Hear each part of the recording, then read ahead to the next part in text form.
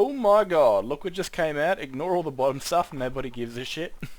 An advert calendar for Beyond Skyrim. Now, I'm obviously a really big fan of this. This is kind of something that I'm really excited for the future, I guess, of the Elder Scrolls for me. Of course, I'm going to love Elder Scrolls 6 when it comes out. Still end up falling back into Skyrim since I've played it for so goddamn long. But this is one of those reasons why. The ability to travel to Tamriel. So, it came out 2 minutes ago. And I guess we'll jump straight back into it because it's 18 minutes. I'm always up for a good video. Hello and welcome back to Beyond Skyrim. 2023 was an incredible year in terms of progress for all of our teams, and this culminated in a 25-day long advent calendar showcasing the amazing work of all the provinces. Man, I love this shit. To kick off our advent calendar, we explore the audio that makes up our world. In this spotlight, we took a listen to the various regions throughout Cyrodiil. From wind beds to insects, this spotlight took us on an audio adventure through the Heartlands, the Basin, the Valley of Nibene, the Blackwood, the Gerald Mountains, the oaks and redwoods of the Great Forest, the Westweald, the Gold Coast and the Colovian Highlands, showing us the beautiful soundscapes present in these regions. On day 2 we went off to Valenwood. On this day, the team showcased their very first implemented creature, the Rufous Mudcrab. This little critter marks an important step in bringing Valenwood to life. Now, this is actually the latest project of Valenwood to join on to the Beyond Skyrim team. So, you know, I'm not even sure, as far as we can see, that they put any, like, landmass in yet. What's that called? I keep forgetting what it's called. World building? No, it's not it. But, you know, it's cool they're finally implementing their creatures, which is awesome. So, and again, it's going to, like, Valenwood's one of those things where it's like, in my head, it's like, how are they going to do that, man? Because Skyrim, doesn't matter if it's SE, AE, or LE, definitely going to be an LE, how the hell do you manage to keep a stable FPS in a country with very thick jungles? It's the reason, look, in Morrowind, Cyrodiil was described as a jungle, but when it came around to it, it kind of became a bit more Lord of the Rings than a jungle. And that's simply down to the whole fact that Bethesda couldn't do a jungle in Oblivion. They wouldn't have been able to make the game, it wouldn't be able to play, especially on the consoles, and that's the market they really wanted to get into with their first sort of console game, especially into the PlayStation, with Oblivion. So I don't know how they're going to manage it, man. Like, is it going to look like Kashyyyk of Star Wars, or is it going to be like sort of dosed down to a sort of performance-friendly Valenwood? I don't know, but I'm definitely excited to see what they manage to get up to with Beyond Skyrim Valenwood. On day 3, we journeyed to the hidden corners of Morrowind to take a peek at those who work in the outlawed spheres of magic. Nice. With robes designed by Urzel and masks designed by Deer, the garments of the necromancers of the province and their eerie designs ordain a hierarchy only they can comprehend. Hey, yes, you there. Got interest in this fancy Khajiit table? Some weird cat healer told me they use it for alchemy or something like that. Got it on one of the, inspections of one of the Khajiit farms. Some Bandari schmuck tried to get it off my hands today for barely any gold. I hope you have more on you, for I didn't drag this all the way up from the hills for just a few scraps. Of course, it looks weirder than the regular tables you might be used to, but hey, more exotic, more expensive, am I not right? So, do we have a deal? For the 4th day, the Elsweyr team proudly presented the Elsweyr Alchemy Station, modelled by Sophie S. For day 5, we moved north to hear from the Roscrea team, with Roscrea's writing and town interiors large. I'll be honest with you, this is one of the projects I'm really surprised hasn't even come out yet. They've got two, well, I wouldn't say they're smaller, but they've got two projects that aren't really part of Tamriel. Roscrea, which is an island off the north coast of, I think it's northeast of Skyrim, and then you've got Atmora, which is the ancient homeland of the Nords. I don't know, man. Like, these are sort of projects like bigger mods like Worm's Tooth and Volskar have sort of done beforehand. They've added Nordic islands. Of course, they're going to have a lot more custom assets, a lot better voice casts and stuff like that. But I'm really surprised that they haven't come out yet, like, especially since they were announced. I'm a bit... And hopefully they come out within the year, or sorry, next year. But holy moly, man, like, these are the sort of projects I thought would definitely be the taste for Beyond Skyrim instead of Bruma. Because they're Nordic islands, and sure, there's a lot of custom assets they've got to do, but there's also a lot of assets they can already use from the base game Skyrim and its DLCs, which would help out a lot. But still, they're going to be very exciting projects, especially Atmora, because that one's going to be a bit of a unique Beyond Skyrim project where you can play it hardcore or you can play it mediocre sort of hardcore. And I remember asking questions long before I got banned at their Discord about, you know, the ice and that sort of stuff with the vampires. And apparently you can get that cold at night time that it can like freeze a vampire solid, so wouldn't be a fun time. Largely complete, the focus in 2023 was on town implementation, finishing dungeons, and an exterior level design overhaul following a height map reset. For Roscrea's first Advent post, they focused on town implementation, along with the Tamrielic settlement of Craneshore and the Roscrean capital of Fruthul. There are many small towns and villages throughout Roscrea pictured on screen. On day 6, Argonia presented a menagerie of creatures that make their home in the marsh. These, however, are not the fearsome predators for which Argonia is infamous, but the mostly harmless animals that occupy the lower levels of the land's food chain. Morrowind are pig-like reptiles common throughout Argonia, both in the wild and as domesticated livestock. 3D by Zerg, rigging by Taki. It's like everything there is scaly. Tiger moths can be found fluttering around the forested areas of Argonia in abundance. They are pretty cool. Their wings imitate the faces of tigers, which were once common in the Blackwood. Concept art by Stormy, 3D by Freddy AEK. Vakajat buzz and twitter around Argonia, feeding on nectar. The colourful birds are prized by Saxleal and Again, when it comes to very dense, foresty, swampy areas, it's going to be amazing to see Black Marsh or Argonia. It's one of the things I'm excited for because it's one of the places that I dislike the most. And I spent quite a bit of time there, only in ESO because that's the only place Black Marsh is shown. But it's going to be such a unique experience from the snowy, you know, wastelands of Skyrim and the open plains and the forest of Felcreath coming to a swampy, you know, marsh. Like, it's going to be awesome, especially crocodiles and all the scaly creatures we're going to fight and hunt. Like, it's... Black Marsh is one of the places I dislike the most. Not because of their scaly inhabitants, but because it's just... Bleh. But that's what makes it so exciting. And, you know, going from, like I said, the snows of Skyrim to the plains of Whiterun to the stones of the Reach, friggin' hell, you know, and then going southeast into an entirely new environment where it's hot, it's murky, it's dense, it's something completely different. And that's what I love about any sort of game, the change of atmosphere, and I love that sort of stuff. And this is what these projects are really aiming to do, is make you feel like you're beyond Skyrim. Dryskin alchemists alike. 3D by Shingles Cat. Sap thief beetles are an obnoxious pest that feed exclusively upon his sap. Tree minders work tirelessly to drive them away from their hiss trees. Concept art by Stormy, 3D by Freddy AEK. Cholocase can be found swimming near the surface of rivers and lakes. I'm a bit confused though. This just came out 3 minutes ago. They're showing us last year's stuff? I don't know. Like, they're talking about what they're showing us from 2023. I don't know what the hell's going on here, but I don't know if they can get into what they've been doing or they're just showing us previews. Lakes, where they shoot jets of water to knock flying insects out of the air. Concept art by Rook, 3D by Shingles Cat. Snapping turtles are unlikely to initiate a fight with a wandering adventurer, but will certainly defend itself with a nasty bite if provoked. Hermit crabs prey primarily on giant snails of Argonia, and utilize the snail's shell for its own protection. Nice. When young, they are typically blue, but eventually become red as they mature. Occasionally, a hermit crab might find itself without a snail shell of its own, revealing its unusual curled tail. Concept art by Olivia, 3D by Zerg, rigging by Fourth Unknown.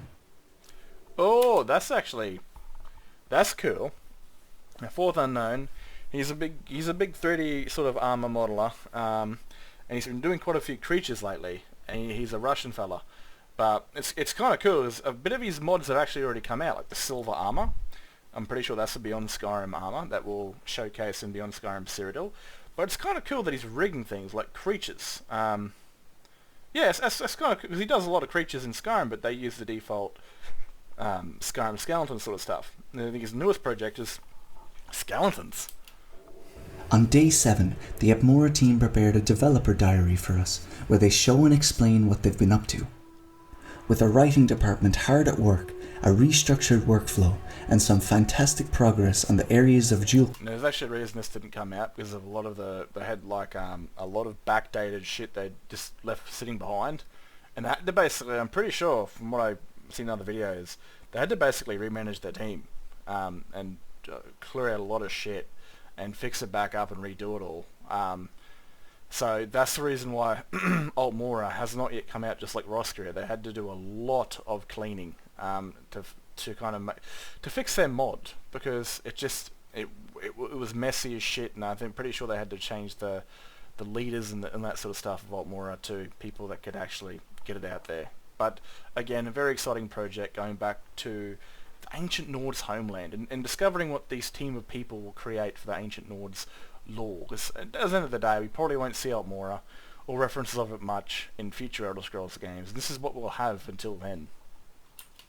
Kerfik and Foralgrim, Atmora is making steady progress with a focus on developing architecture for the coming year. For the 8th day, the Iliac Bay team presented concept art for the loot chests found in Hammerfell.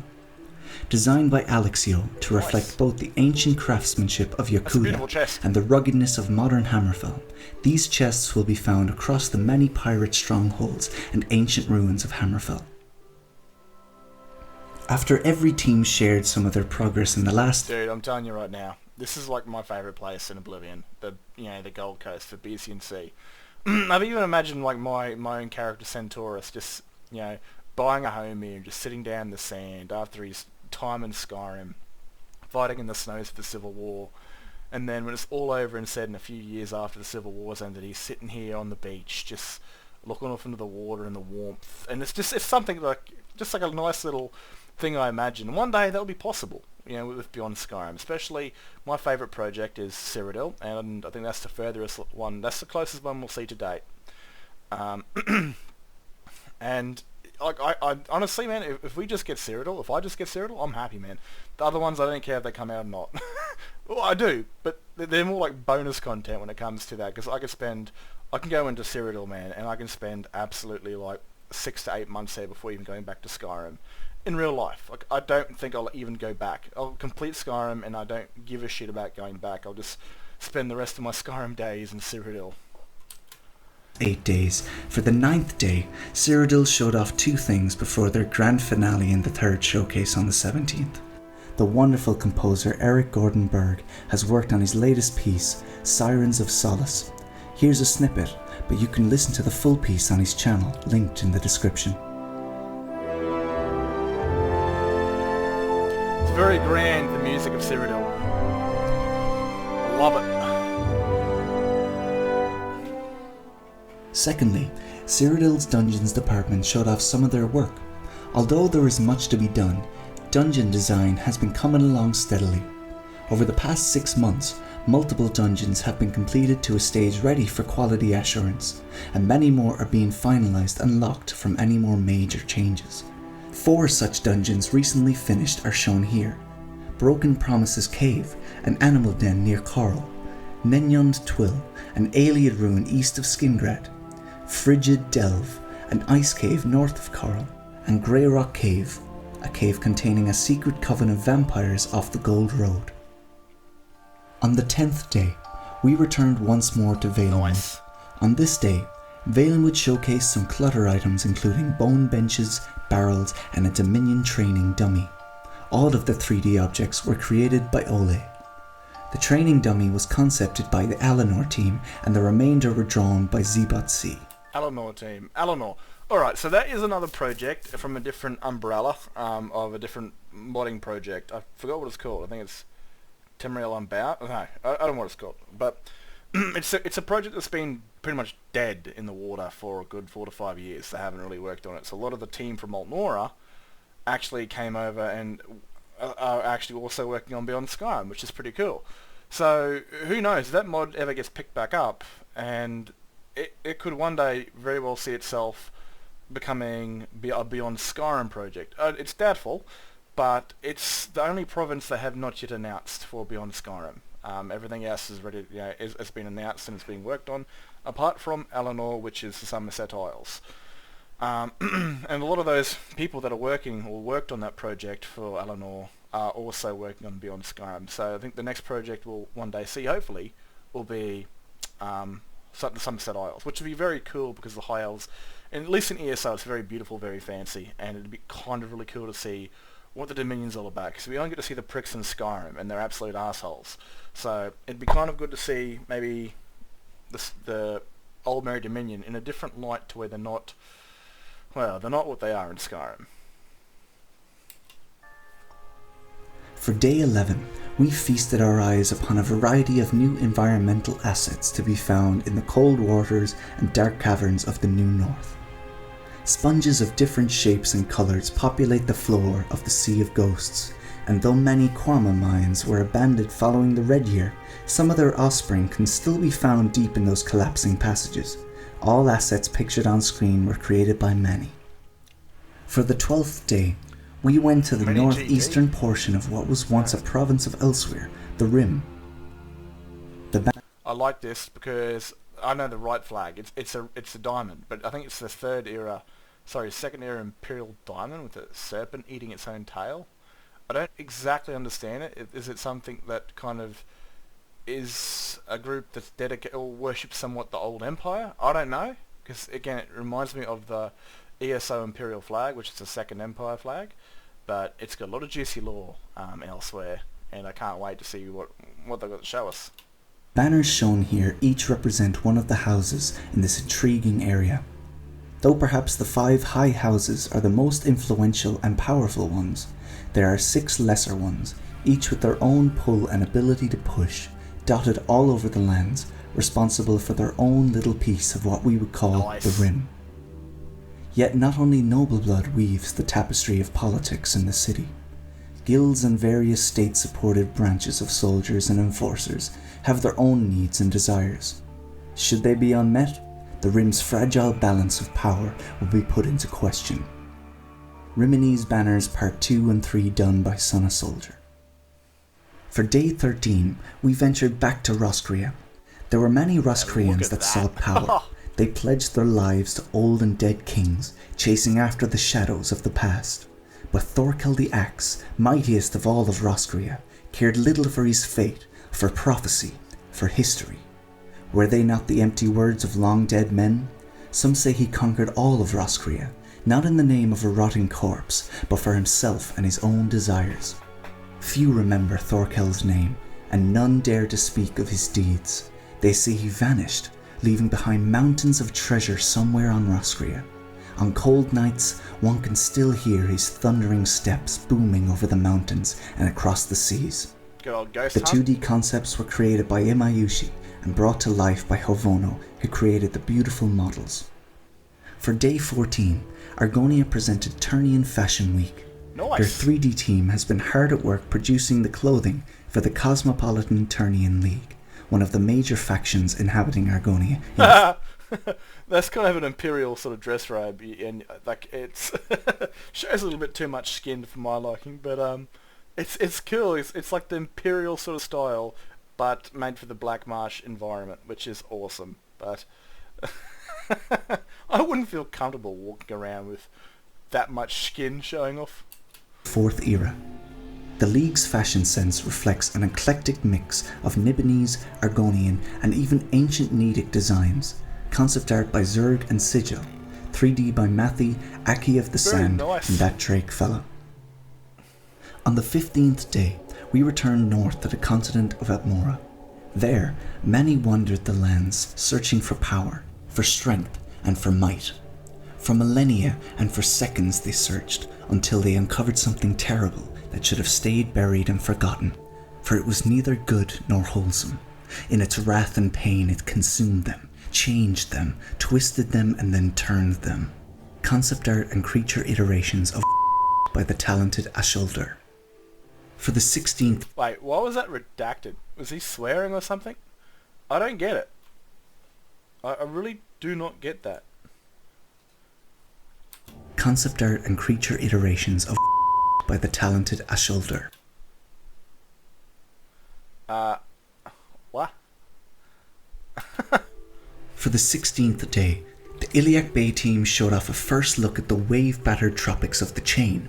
Man, This set so of beautiful. tropical islands in the Abyssian are the treacherous home of pirates and I necromancers think you're alike. going to find most players, The worst of as Abyssian soon as this like sort of mod comes out, you're just going to find most players just sitting on the coast, you know, just sitting there watching the rainfall, you know, just the difference, far out, the difference in atmosphere is just going to blow us away. We're just going to be sitting there on the sand, beside the rocks, just watching the rain come down, just looking around, doing absolutely bugger all, and that's going to be the love, you know, the lovely thing about this mod is that it's just, you're no longer in Skyrim and you're able to just soak that in and still not believe it even though it's in front of you, but that's pretty much what I'm going to do. I'm just going to, you know, find a nice little spot in the sand, just sit down and look around, just like, holy shit, we're actually here.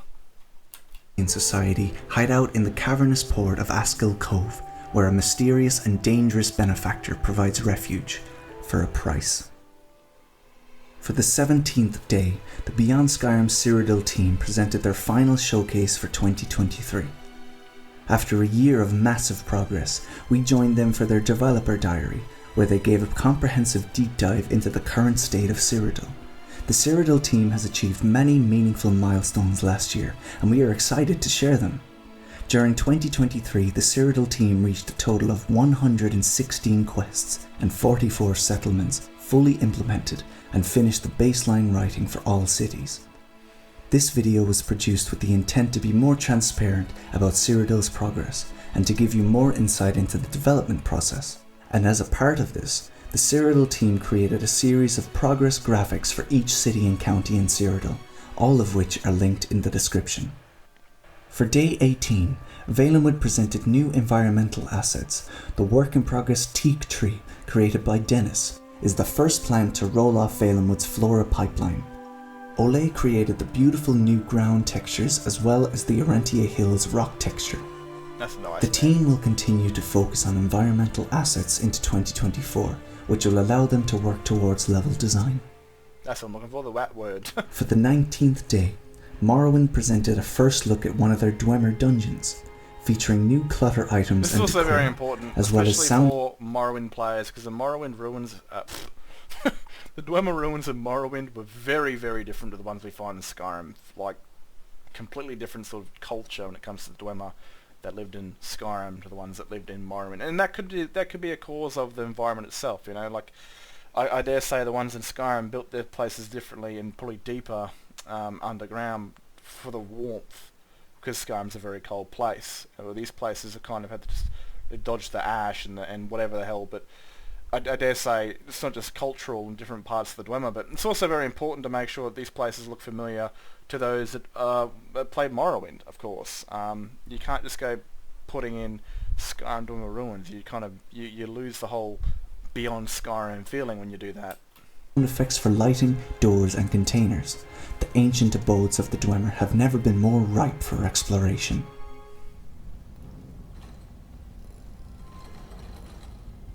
Nice.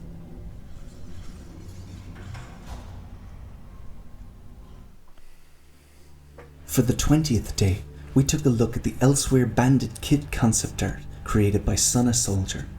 I recall way back when my grandpa was still around, he told me of his early days serving under the Legion in the Elsweyr Confederacy. Well, when it was still a thing, that is.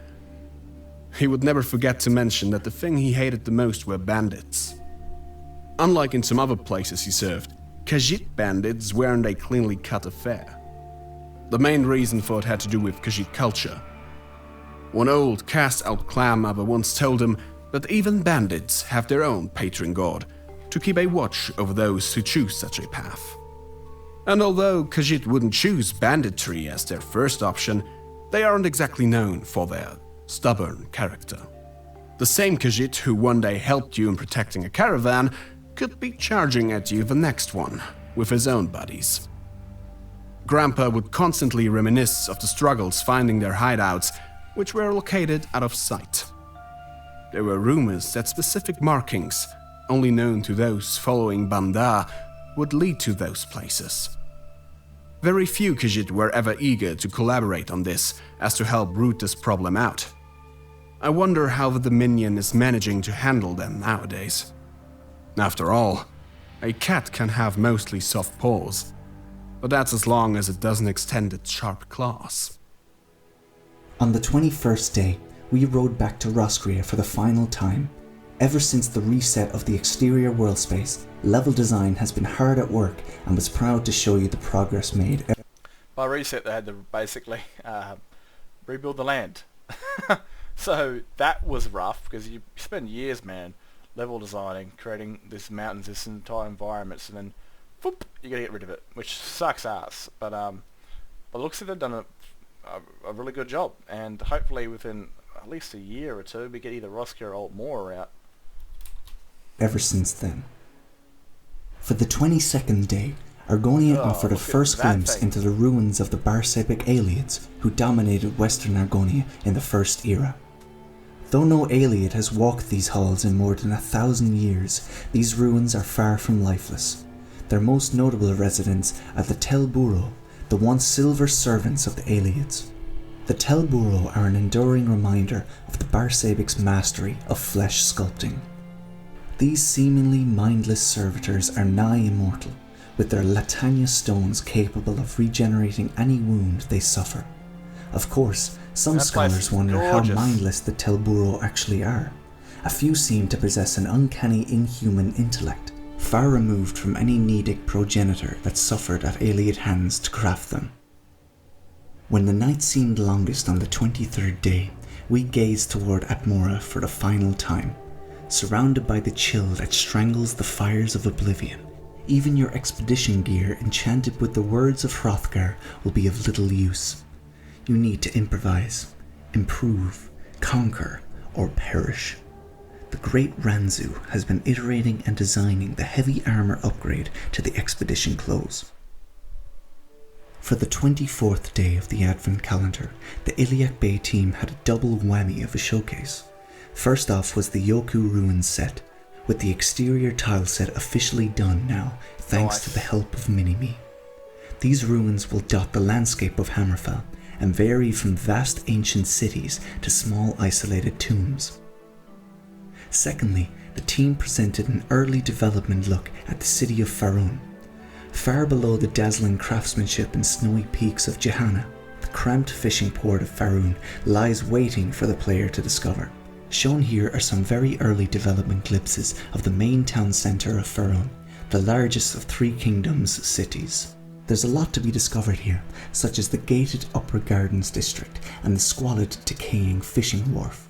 There's a lot of work left to do on the city still, from finishing up the buildings and making their finished textures to creating unique 3D sets and clutter for the city walls, fences, ledges and fishery clutter. Very nice. For the last day of our 2023 Advent calendar, we had our latest overhead map to showcase, a higher resolution version of the overhead. Alright, so this is all the work they have to do, man, which is friggin' nuts, right? I mean, I think I'm not even sure, dude. Where is Solstheim in that one? Is the Solstheim the one right beside it?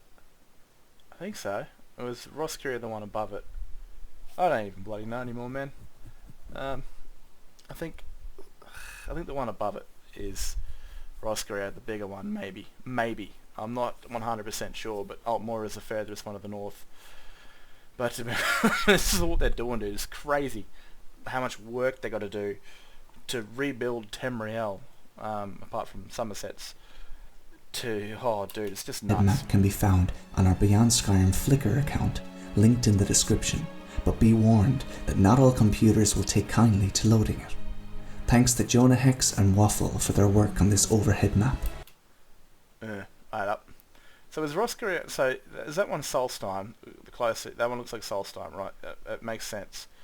So the one above it is Roscrea, but then the one above that is Atmora.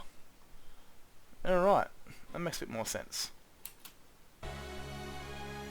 This concludes our look at the 2023 Beyond Skyrim Advent Calendar. We hope you enjoyed, and if you have any skills to aid any of our provinces, you can find which teams are looking for which talents on our website, linked in the description. If you wish to learn skills relevant to Skyrim modding, we encourage you to check out the Arcane University, a free online learning community with amazing instructors who are there to help you through every step of the learning process.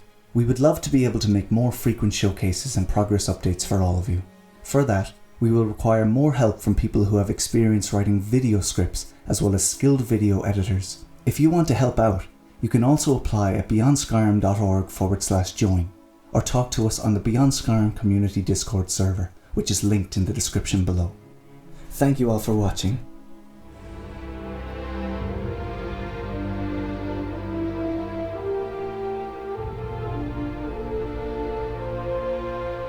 I love that outro music, man. That's awesome.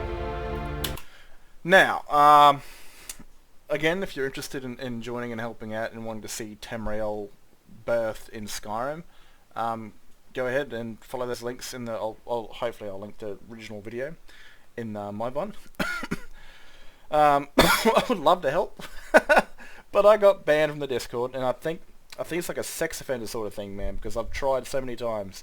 I even other week jumped into the Discord under a new account, and basically I revealed something. Guess yeah, I didn't go in there with my name. I showed one of my characters.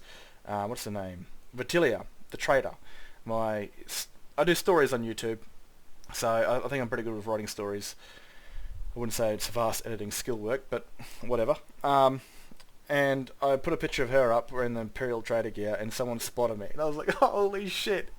Either they've got they keep a track on people they keep banned, or they watch me shit. But yeah, I've tried, man, to get unbanned, and like even to want to help with like writing and stories and stuff like that. But I must be on some sort of sex offender list, because like whenever they like read my report of why I got banned, I seem to be like getting blacklisted.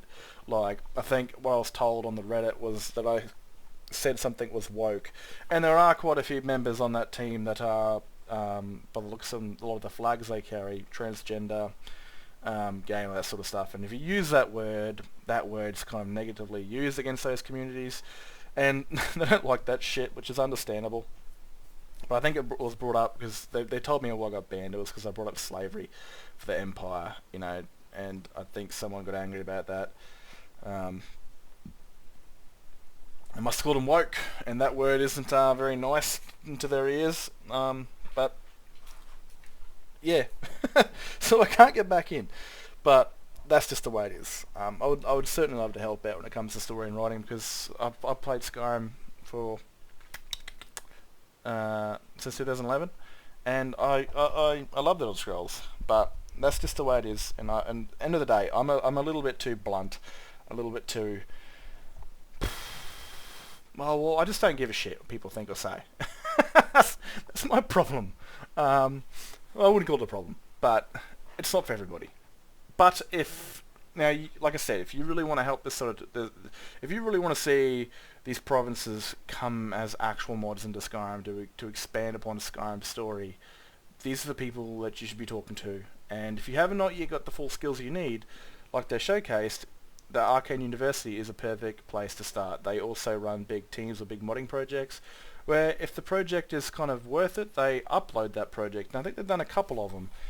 Beyond like Arcane University mods that have actually released on the Nexus, little islands and stuff like that, and they're mainly for teaching purposes to teach people how to mod, which eventually, hopefully, these people go and join their team. And it's not just their team, you don't have to join a team if you don't want to. You could join the Beyond Skyrim team, you could join the Oblivion team, or things like that, which help, because they want experienced people.